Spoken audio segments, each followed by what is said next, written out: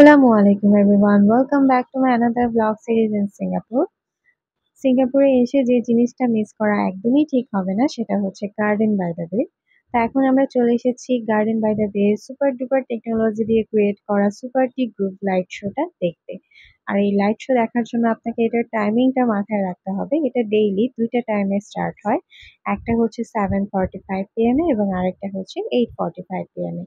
আর এই লাইট শোটা 10 to 15 minutes এর জন্য হয়ে থাকে। আর সবথেকে মজার বিষয় হচ্ছে এটা আপনি একদমই ফ্রি দেখতে পারবেন। এটার জন্য আপনার কোনো এন্ট্রি ফি বা টিকিট লাগবে না।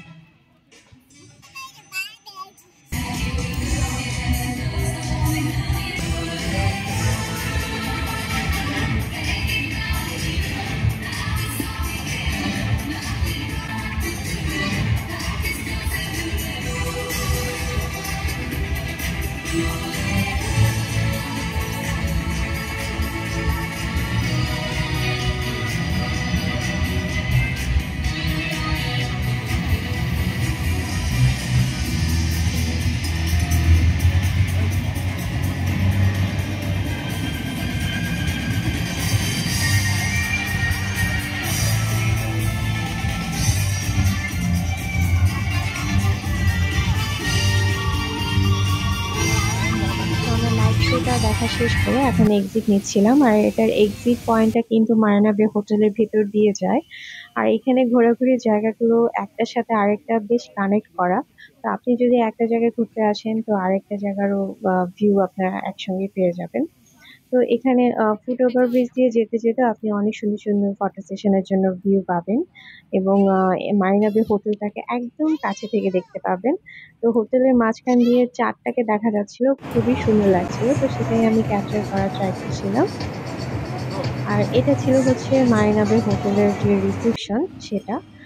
তো যেটা বলেছিলাম সুপার ট্রি লাইট শোটার হচ্ছে আপনি একদমই ফ্রি দেখতে পারবেন, কিন্তু আপনি যদি সুপার ট্রিতে স্কাই ওয়াক করতে চান সেক্ষেত্রে অ্যাডাল্টের জন্য প্রাইস পড়বে 14 সিং ডলার। আর চাইল্ডের ক্ষেত্রে পড়বে হচ্ছে 10 সিং ডলার। সানান যেহেতু 3 বছরের নিচে ছিল তো ওর জন্য আর টিকিট লাগেনি। তো আমাদের দুজনের জন্য দুটো টিকিট কেটেছিলাম স্কাই ওয়াকে উঠবো বলে, বাট ওখানে এত লম্বা লাইন ছিল আর 1 ঘন্টার মতো ওয়েট করার ছিল, কিন্তু যেটা আমাদের পক্ষে একদমই সম্ভব ছিল না বিকজ আমাদের হাতে সময় একদমই কম ছিল।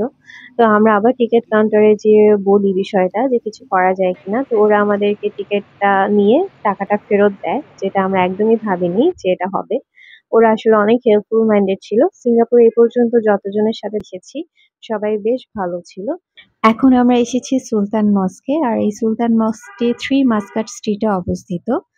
সুলতান হোসেন শাহের নামে এই মসজিদটির নামকরণ করা হয়েছিল।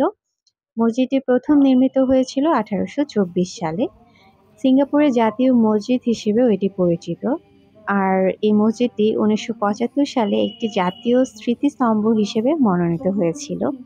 আমাদের মুসলিম সম্প্রদায়ের জন্য এই মসজিদটি অত্যন্ত তাৎপর্য বহন করে। আর এত পুরনো মসজিদ দেখারও সৌভাগ্য আলহামদুলিল্লাহ আমাদের হয়েছিল। আমাদের সিঙ্গাপুরের জার্নি এখানেই শেষ। তো ভাবলাম যাওয়ার সময় আরো একবার আপনাদের সাথে আমার এমটি রুম ট্যুরটি শেয়ার করি। যদিও শুরুতে একবার শেয়ার করেছিলাম। তো আমাদের ব্যাগ ট্যাগ গোছানো কমপ্লিট। ভোর 5টায় ফ্লাইট। রাত 1টার মধ্যে আমরা চেক আউট করে নিয়েছি। অ্যান্ড 3 ডেজ এর ছোট্ট একটা ট্যুর ছিল এটা আমাদের। ছোট ট্যুর হলেও আমরা বেশ অনেক জায়গায় ঘুরেছি। আর ব্লগের থ্রুতে আপনাদের সাথেও টুকিটাকি শেয়ার করার চেষ্টা করেছি। অনেক অনেক স্মৃতি নিয়ে যাচ্ছি। বেশ ভালো লেগেছে। আশা করি আপনাদেরও ভালো লাগবে। আমাকে কমেন্ট সেকশনে অবশ্যই জানাবেন। তো এই ব্লগটি এখানেই শেষ করছি। সবাই ভালো থাকবেন। নেক্সট ব্লগে ইনশাআল্লাহ আবার দেখা হবে। আল্লাহ হাফেজ।